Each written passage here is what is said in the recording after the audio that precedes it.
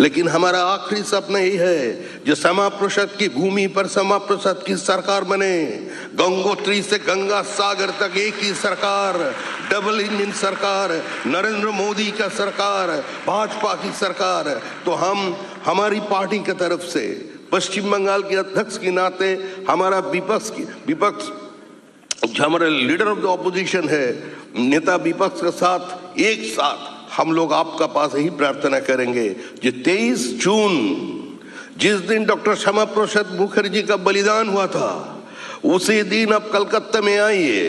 हम लोग सुबह जो शमशान घाट है हमारा कालीघाट शमशान घाट में हम लोग फूल चढ़ाने जाते हैं। तो उस समय आपके साथ किसी पश्चिम बंगाल की मुख्यमंत्री खड़ा होकर एक साथ 2 मुख्यमंत्री श्यामा प्रसाद जी का ऊपर फूल चढ़ा देंगे।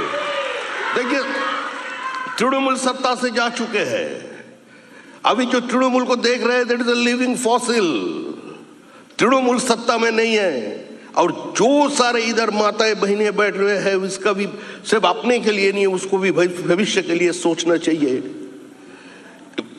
There is exodus from West Bengal, exodus of capital, exodus of labor, exodus of merit. एक समय बंगाल की जमीन पर लोग काम धंधा के लिए खोजने के लिए बंगाल पहुंच जाते हैं।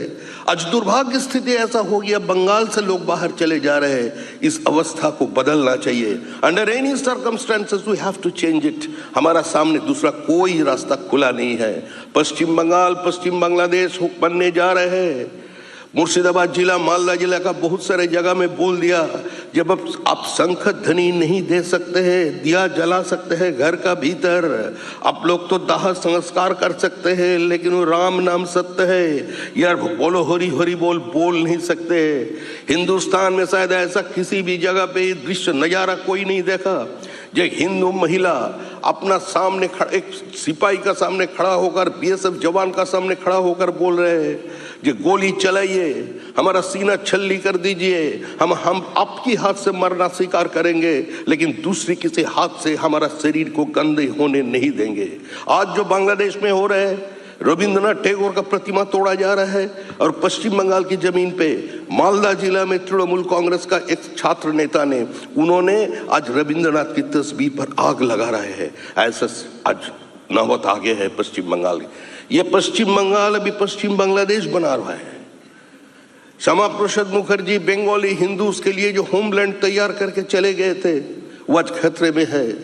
ये सिर्फ सर्वाइवल का लड़ाई है, और ये लड़ाई में हम लोगों को जीतना है, हम लोग जीतेंगे। सारे महिला जो आज आए हैं, ये एक बार में निश्चित रहिए, या हम लोग अभी भी पीछे हैं, जनता हम लोगों से आगे चले गए हैं।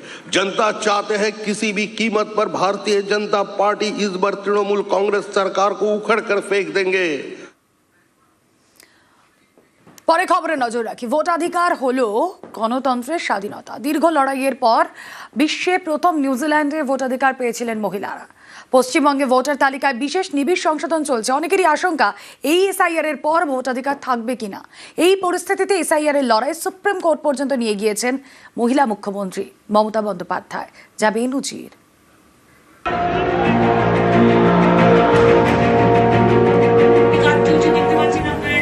ঘরেও লড়াই, বাইরেও লড়াই, মহিলাদের অস্তিত্ব রক্ষার লড়াই। একসময় ভোট দেওয়ার জন্যও লড়েছিলেন মহিলারা। বহু ঘাত প্রতিঘাত পেরিয়ে বিশ্বে প্রথম 1893 সাল নাগাদ নিউজিল্যান্ডে ভোটাধিকার পান মহিলারা। সে ছিল এক লড়াই। এত বছর পরেও ভোটাধিকার রক্ষার লড়াই চলছে। লড়ছেন এক মহিলা, বাংলার মুখ্যমন্ত্রী মমতা বন্দ্যোপাধ্যায়। অনেকের মতে এই লড়াই নজিরবিহীন, নারী ক্ষমতায়নের দৃষ্টান্ত।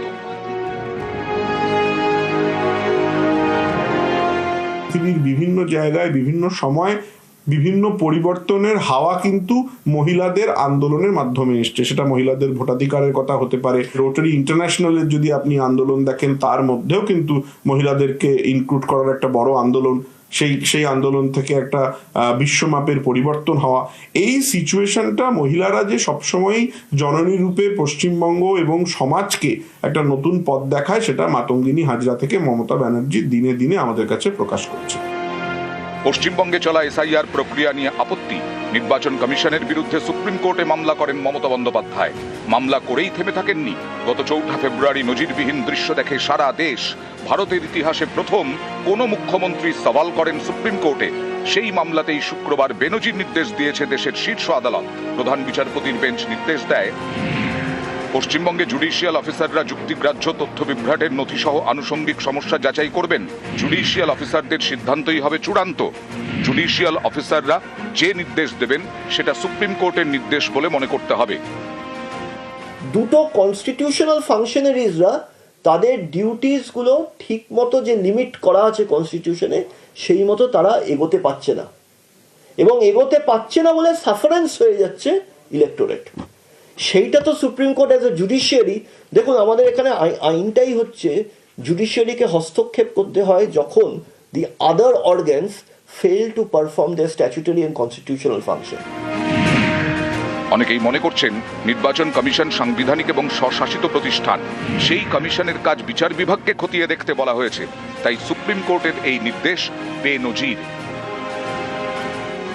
আজ ৭৬ বছর আগের তৈরি প্রতিষ্ঠান, যা স্বীকৃত পেয়েছে সংবিধানের ৩২৪ নম্বর ধারায়, সেই সাংবিধানিক সংকট গণতন্ত্রে আজকে ৭৬ বছর বয়সে প্রকট হলো, এবং গণতন্ত্র তার সাবালকত্ব প্রমাণে ব্যর্থ হলো আংশিকভাবে, যেখানে বিচার ব্যবস্থাকে তার একটা গভীর উদ্বেগ প্রকাশ করতে হলো। যে কাজগুলো এক্সিকিউটিভদের করার কথা তাদের উপরে সুপ্রিম কোর্ট আস্থা রাখতে পারছেন না। ডিস্ট্রিক্ট জুডিশিয়ারির যে অফিসাররা, জুডিশিয়াল অফিসারদের, তাদেরকে আজকে আহ্বান করতে হচ্ছে, অনুরোধ করতে হচ্ছে যে আপনারা এই প্রসেসটার মধ্যে যুক্ত হন। এটা তো ভারতবর্ষের স্বাধীনতার পরে আমরা এই আইনটা প্রণয়নের পরে আমরা এরকম কোনো পরিস্থিতি হয়েছে বলে জানি না। ভারতের প্রথম মুখ্য নির্বাচন কমিশনার ছিলেন সুকুমার সেন। এক বাঙালির হাত ধরে স্বাধীনতার পরে ভোট কি 1951 সালে তা জেনেছিল দেশ। এত বছর পেরিয়ে যাওয়ার পর 2026-এ ভোটাধিকার রক্ষার লড়াইয়ে আরেক বাঙালি, মুখ্যমন্ত্রী মমতা বন্দ্যোপাধ্যায়। তিনি সুপ্রিম কোর্টে গিয়ে মামলা করেছেন, যে মামলায় নজিরবিহীন নির্দেশ দিয়েছে দেশের শীর্ষ আদালত। নির্বাচন কমিশনের কাজ খতিয়ে দেখবে বিচার বিভাগ। নিউজ 18 বাংলা।